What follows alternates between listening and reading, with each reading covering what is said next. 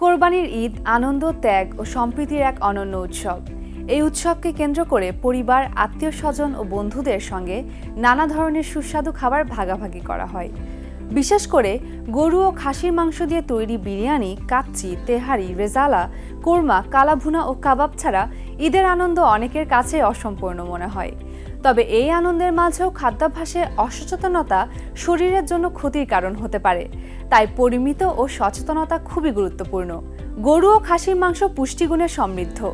এতে উচ্চমানের protein, zinc, selenium, phosphorus, হিম iron এবং ভিটামিন B12, B6 ও B3 রয়েছে, যা শরীরের পেশি গঠন, রক্ত উৎপাদন ও রোগ প্রতিরোধ ক্ষমতা বাড়াতে সাহায্য করে। তবে এতে স্যাচুরেটেড ফ্যাট ও কোলেস্টেরলও থাকে, যা অতিরিক্ত গ্রহণ করলে হৃদরোগ, স্থূলতা ও উচ্চ কোলেস্টেরলের ঝুঁকি বাড়াতে পারে। তাই মাংস খাওয়ার উপকারিতা ও ক্ষতি নির্ভর করে এর পরিমাণ, রান্নার ধরন এবং ব্যক্তির শারীরিক অবস্থার উপর।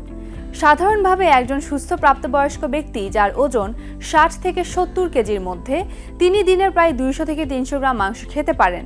তবে এটি একবারে না খেয়ে ভাগ করে খাওয়া ভালো।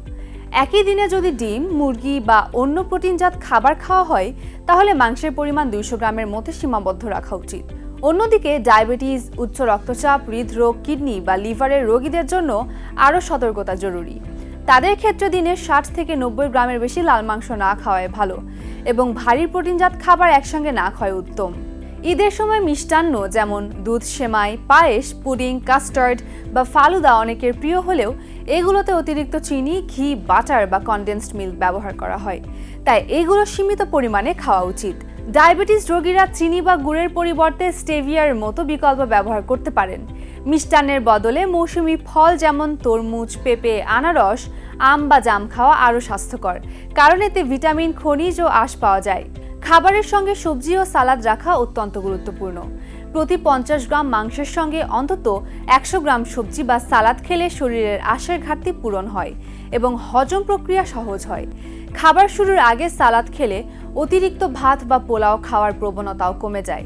মাংসের সব অংশ সমান স্বাস্থ্যকর নয়। তুলনামূলকভাবে পেছনের রান, পিঠ বা লিন অংশে চর্বি কম ও প্রোটিন বেশি থাকে। অন্যদিকে ভুঁড়ি, মগজ বা অতিরিক্ত চর্বিযুক্ত অংশে কোলেস্টেরল বেশি থাকে।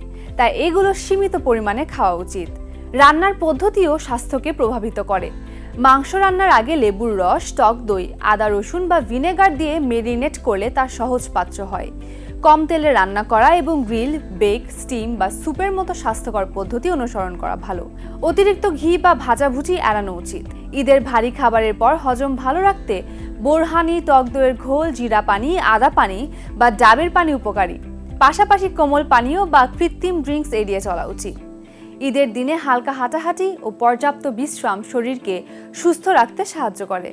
সবশেষে পরিমিত খাবার, স্বাস্থ্যকর রান্না ও সচেতনতা বজায় রাখলে ঈদের আনন্দ হবে আরও নিরাপদ ও উপভোগ্য।